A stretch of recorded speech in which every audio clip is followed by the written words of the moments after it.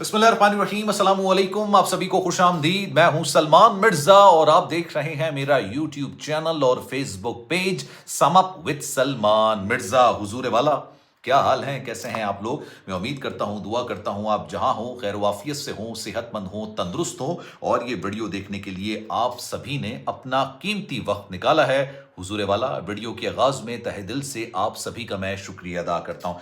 जनाब, आप लोग मानते ही नहीं है, पहली दफा में मैंने आपको कुछ अर्से पहले खबर दी थी, गोविंदा और सुनीता आहूजा 37 साल के बाद अलैदगी की नहज पर आ गए हैं। दोनों के दरमियान अलैदगी के मामला चल रहे हैं, लेकिन हर दूसरा बंदा मुझे इंस्टाग्राम पर आके मैसेज करता और कहता कि जनाब ऐसा तो कुछ नहीं है, ऐसे तो कोई मामला नहीं है। सुनीता आहूजा ने अपने पॉडकास्ट में ऐसा कुछ भी नहीं कहा और मैं हर एक को ये कहता था कि जनाब तसल्ली रखिए, थोड़ा वेट कीजिए। जनाब, धुआं वहीं से निकलता है जहां पर आग लगी होती है। आपको कुछ अरसे में सारी चीजें वाज़ हो जाएंगी अगर आपको मेरी जबान पर यकीन नहीं करना है। अब ये लीजिए, सुन लीजिए। सुनीता आहूजा ने बाकायदा तौर पर सेपरेशन का नोटिस गोविंदा को भेजा और इस बात की ब्रेकिंग, इस बात का ऐलान मैं नहीं कर रहा, इस बात की तस्दीक पता है कौन कर रहा है? गोविंदा के मैनेजर हैं, शशि सिन्हा उनका नाम है, गोविंदा के मैनेजर। उन्होंने इस बात की तस्दीक की है कि दोनों के दरमियान यानी गोविंदा और सुनीता आहूजा के दरमियान आज से नहीं, पिछले कई जमाने से मामलात परेशानी का शिकार हो चुके हैं। दोनों एक दूसरे से अलग रह रहे हैं, सेपरेशन के मामला चल रहे हैं। और कुछ अरसे पहले यानी फ्यू मंथ्स बिफोर, कुछ अरसे पहले सुनीता आहूजा ने सेपरेशन का नोटिस गोविंदा को भेजा था। और गोविंदा से जब यह सवाल किया गया, दिलचस्प बात यह है कि गोविंदा से जब पूछा गया कि भाई आपकी बीवी के साथ सेपरेशन की खबरें चल रही हैं, इस पर आप क्या कहेंगे, तो जनाब उन्होंने जो जवाब दिया ना, आप सुन के आप भी हैरतज़दा हो जाएंगे। लेकिन ये मामला है क्या, ऐसा क्या हुआ यार? 1987 में इनकी शादी हुई थी, कुछ 37-38 साल इनकी शादी को हो चुके हैं। आखिर अचानक ऐसा क्या हुआ कि दोनों ने अलैदगी का फैसला कर लिया? इस पर आज जरा डिटेल में बात करेंगे। बेसिकली गोविंदा 80 की दिहाई के, 90 की दिहाई के, 2000 तक भी उन्होंने बॉलीवुड की फिल्मों में ना जनाब जो किरदार अदा किया वो यादगार रहा, अमर हो गया एक तरीके से। वर्सटाइल किस्म के अदाकार थे, मतलब बड़ी शानदार किस्म का डांस करते हैं, कॉमेडी अच्छी करते थे। उन जैसा कॉमेडियन कोई था नहीं बॉलीवुड में जो हीरो के लेवल को। मैं जॉनी लीवर की बात नहीं कर रहा, जो साइड एक्टर हुआ करते थे। गोविंदा खुद एक कॉमेडियन थे और बड़े शानदार किस्म के अदाकार थे। उन्होंने बड़ी बेहतरीन किस्म की फिल्में की हैं। अच्छा जनाब, 1987 में जब ये सुनीता आहूजा से शादी करते हैं ना, तो शादी को अनाउंस नहीं करते हैं।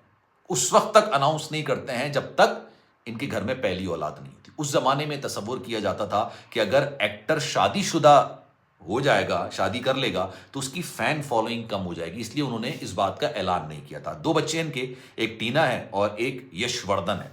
अब पिछले दिनों सुनीता आहूजा, जो काफी ज्यादा वोकल तसव्वुर की जाती है, मतलब जो बात कहेंगी बदतमीजी से कहेंगी, जो बात कहेंगी बाबंगे दहल कहेंगी, ठीक है। उन्होंने क्या किया, उन्होंने कुछ पॉडकास्टर्स को पकड़ा, ये अचानक से एक इसको पकड़ लिया कि उसको पकड़ लिया कि उसको, रोजाना की बुनियाद पर ये पॉडकास्ट देने लगे, इंटरव्यू देने लगे। अपने इंटरव्यू के अंदर उन्होंने बहुत सारे इंकिशाफ किए और उन्होंने ये बात तक कह दी कि वो और गोविंदा अलग रह रहे हैं। टीना यशवर्धन अपनी वालिदा सुनीता आहूजा के साथ अलग अपार्टमेंट के अंदर रहते हैं और गोविंदा अपने बंगले के अंदर रहते हैं। आपको याद होगा कुछ अर्से पहले खबर सामने आई थी, 3-4 दिन तक गोविंदा हॉस्पिटल में भी थे, कि सुबह 4:30 बजे गोविंदा के पैर पर गोली लगी। जब तहकीकात हुई, तफसीलात निकलकर सामने आई, तो इनके जो ये मैनेजर है ना, शशि सिन्हा, ये इनका एयरपोर्ट पर इंतजार कर रहे थे। इन्होंने बताया कि जनाब सुबह 4:30 बजे के करीब, जब आधे घंटे के बाद गोविंदा को फ्लाइट पकड़नी थी और एयरपोर्ट के लिए निकलना था, उस वक्त वो असलहा निकाल के उसको साफ करने बैठ गए। तब लोगों ने मजाक उड़ाना शुरू किया कि इंसान को इतना भी वेला, इतना भी फारिग नहीं होना चाहिए कि सुबह 4:30 बजे वो असलहा साफ कर रहा है और असलहा साफ करते हुए अचानक उनके पैर पे गोली लगी है और उसके बाद उनको अस्पताल मुंतकिल किया गया। लेकिन हैरत अंगेज बात यह थी कि अगले 2 दिन तक गालिबन, मतलब हर कोई आ रहा है, हर कोई बात कर रहा है, हर कोई सवाल जवाब कर रहा है, कैसे हो गया, किस तरह से हो गया, किसने मारा, क्या किया। लेकिन सुनीता आहूजा जो है ना, वो 2 दिन तक कहीं नजर नहीं आई। फिर आई, वो हॉस्पिटल में आई, उन्होंने बात भी की और उसके बाद फिर गोविंदा घर चले गए। हुआ ये, अचानक सुनीता आहूजा ने पॉडकास्ट देना शुरू कर दिया। रिसेंटली गोविंदा की एक भांजी है, उनका नाम है आरती।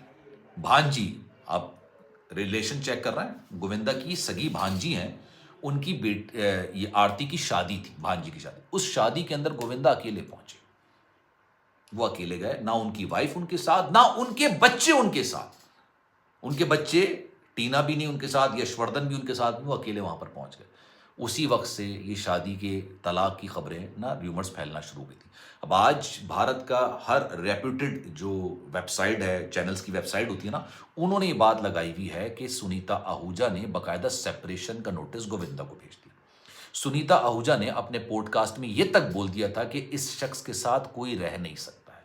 अच्छा, ये भी र्यूमर है कि गोविंदा की अपने से कोई करीबन कोई 15-20 साल छोटी एक एक्ट्रेस है और उनका बॉलीवुड से ताल्लुक नहीं है, जैसे तमिल होती हैं, दूसरी फिल्में, दूसरी ज़बानों की फिल्में होती हैं, उन एक्ट्रेस से उनका बाकायदा तौर पर बड़ा गहरे किस्म के मरासिम चल रहे हैं और इसी वजह से सुनीता आहूजा के साथ उनके मामलात ख़राब हैं।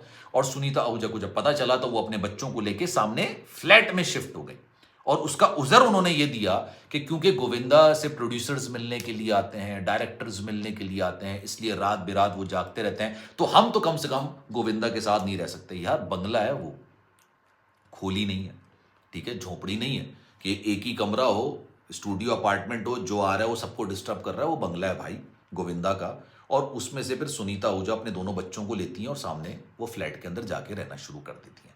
अच्छा, अब आप सुनिए एक और चीज़। जो इनके मैनेजर है ना, वो मैनेजर ये बात कह रहे हैं कि जनाब इन दोनों के दरमियान आज से नहीं, तवील अरसे से कुछ मामलात डिस्टर्ब चल रहे थे, कुछ परेशानियां चल रही थी, कुछ इश्यूज चल रहे थे और इश्यूज की वजह ये थी कि जनाब गोविंदा और उनकी वाइफ की बन नहीं रही थी। तीसरी लड़की की वजह से मामलात काफ़ी ज़्यादा ख़राब थे। अब उन्होंने इस बात को कंफर्म किया कि गोविंदा को सेपरेशन का नोटिस सुनीता आहूजा ने भेजा, लेकिन उसका जवाब गोविंदा ने नहीं दिया। अभी तक तो उन्होंने उनका जवाब नहीं दिया और उस वक्त से खामोशी चल रही है।